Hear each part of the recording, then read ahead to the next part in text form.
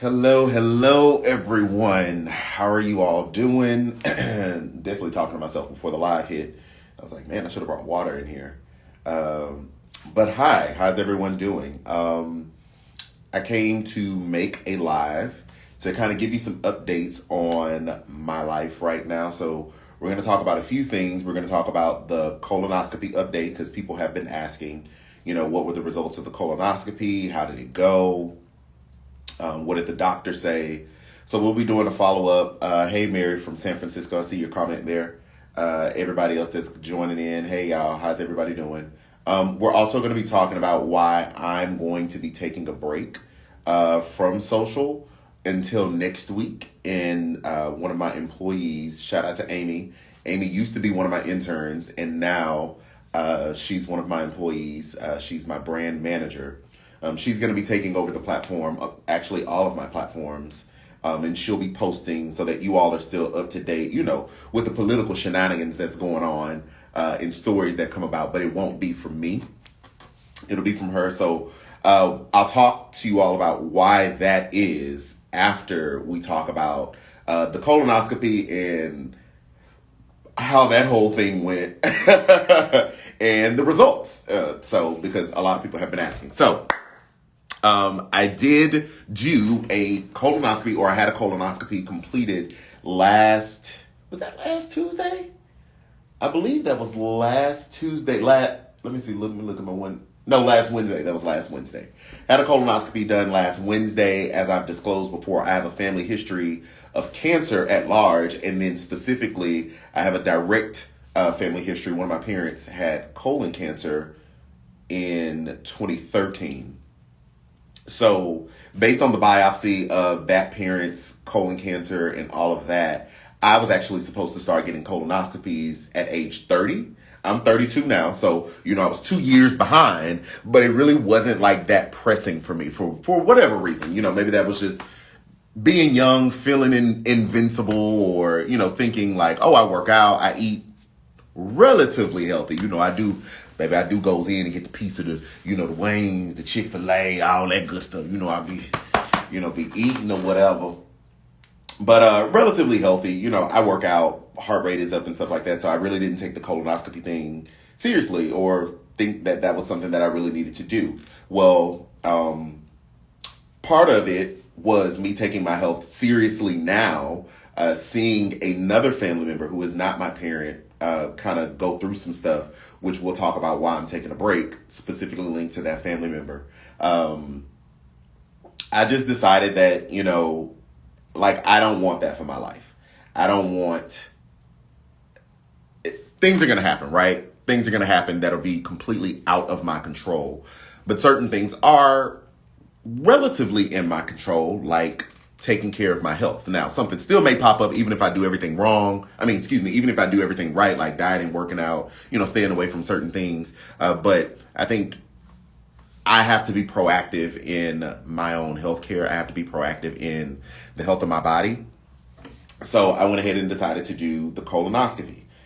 With, side note, I don't know what kind of insurance y'all got, but baby, I'm definitely on Obamacare. Okay, definitely on the Affordable Care Act, on the open market exchange is.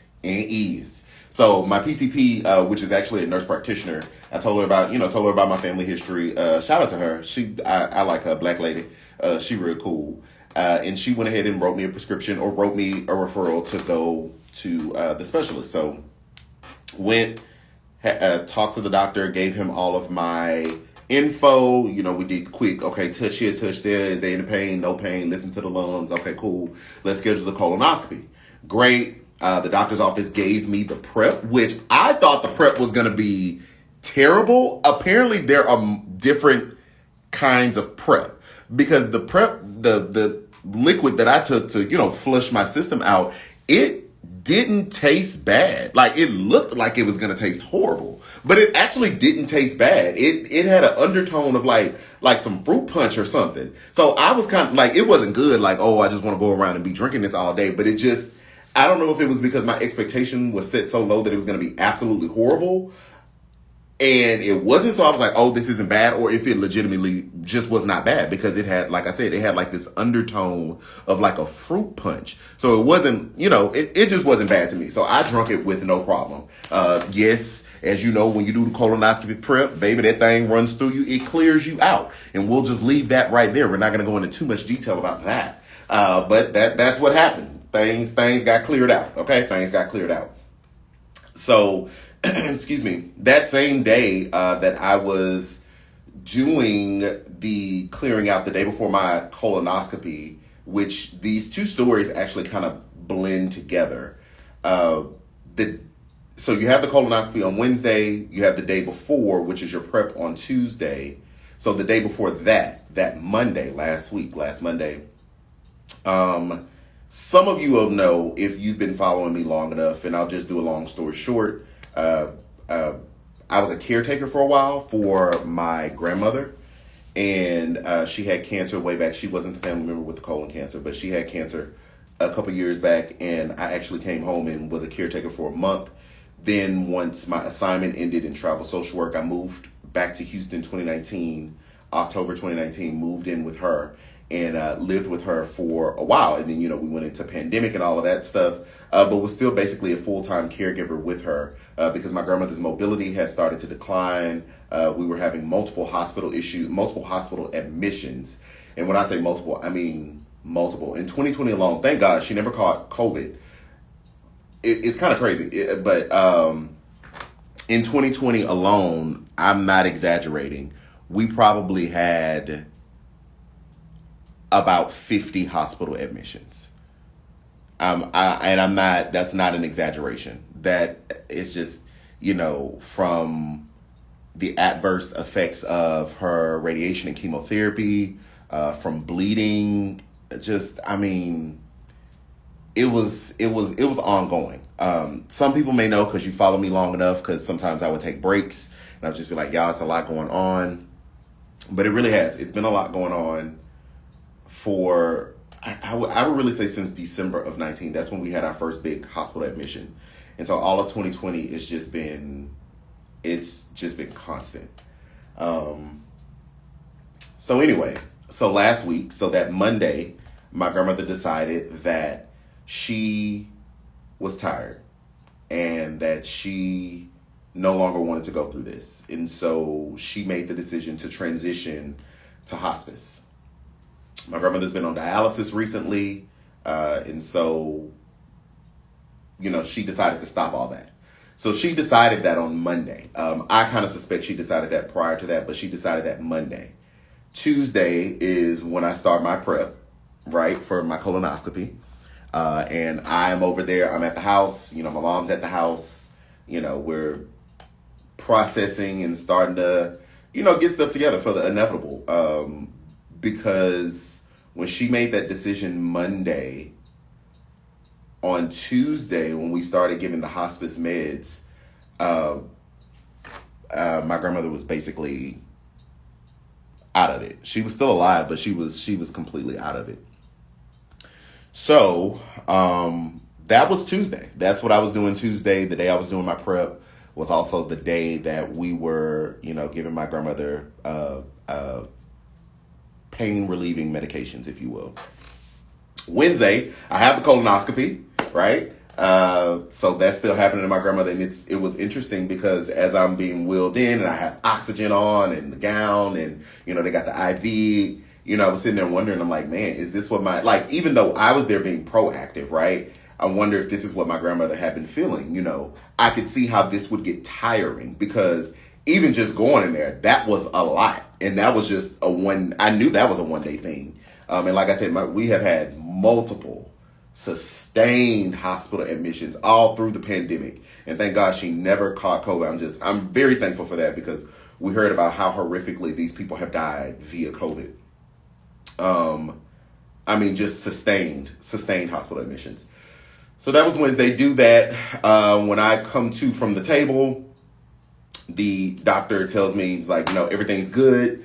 We'll see you in 10 years. I'm like, well, baby, 10 years? Okay, come on for a clean colon. We love to hear that. They gave me pictures, baby. I got pictures in there of my colon. I said, well, I guess it looks nice. I mean, I don't know, but everything was good. So that's really a blessing. So I'm gonna stay proactive, all those colonoscopies. He said 10 years, but I actually thought about it this morning. I'll probably go back in 5.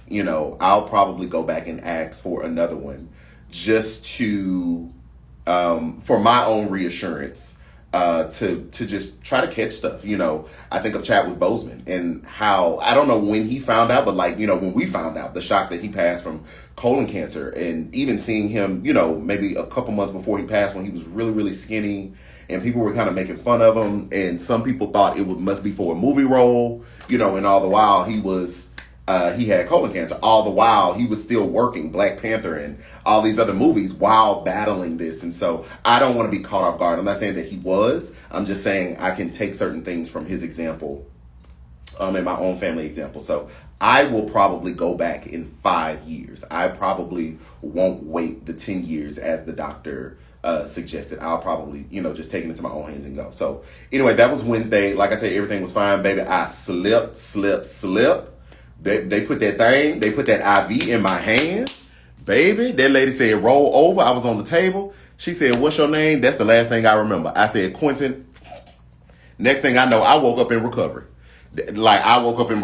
I was like, oh, it's over? All right. And apparently they give you medications to kind of wake you back up and you're alert. I don't think they gave me enough based on everybody that I've talked to who has had a colonoscopy. They give you the medication to knock you out like that, but then they push a med that basically brings you back to alertness like that as well. Baby, when I tell you I slept, no ma'am, my procedure was scheduled for 7 a.m. I probably slept good until about 5 p.m.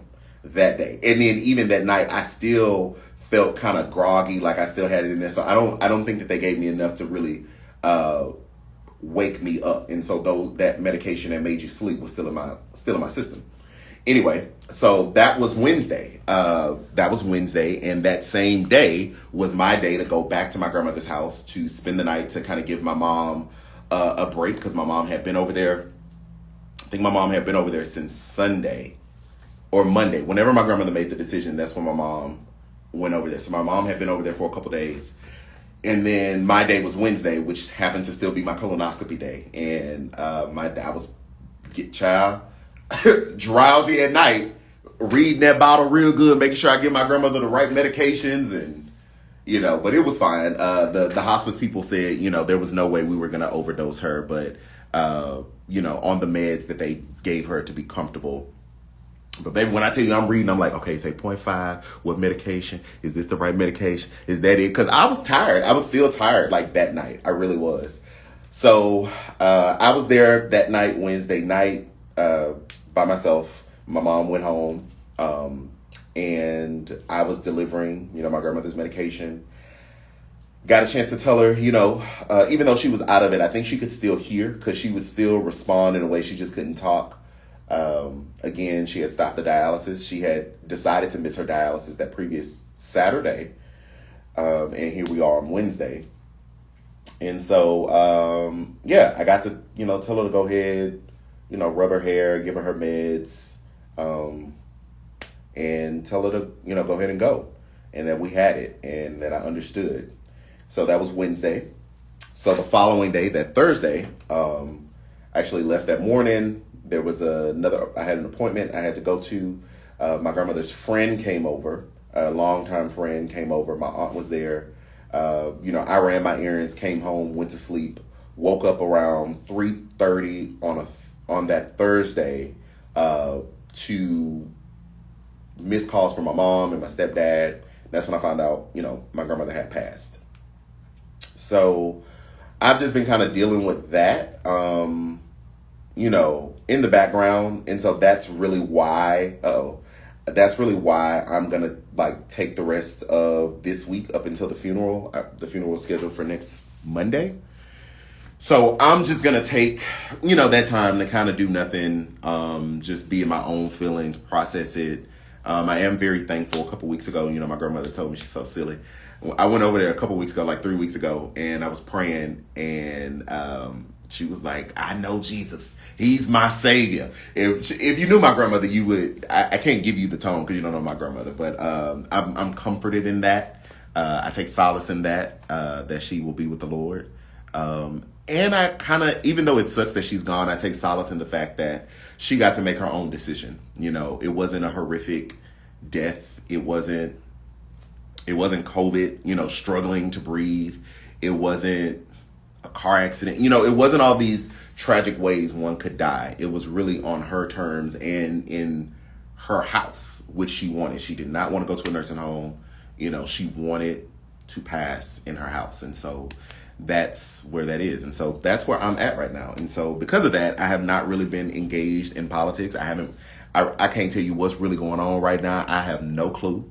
And so instead of just going completely ghost, what I decided is, you know, I'm gonna come talk about it, let you know why I'm stepping away for a minute, and let you know that Amy, shout out to Amy, again, who was my intern and is now my brand manager. She's going to take over the platforms, and she will be, you know, just posting articles, reposting stuff from other Instagram pages that I follow, that I already repost anyway, so that the page is still up, active, current, you know, y'all are still getting information. But yeah, I'm gonna just kind of like be in the back over here, you know, doing my whole mental health check-in thing, still raising the puppy in there, which we'll talk about another day. But yeah, so that's where I'm at with it. And that's where, you know, that's just where I'm at with it. So I thank you all for the support. I thank you for tuning in. I thank you for constantly giving your opinions and your thoughts on the page, for constantly being here and rocking with me. I really do appreciate that. And I'll be back. Like, I plan to, you know, just do all the things necessary now. So next week I plan to come back with a vengeance, okay? I plan to come on back. So thank y'all so much for the love and the support. I will see you all later, okay?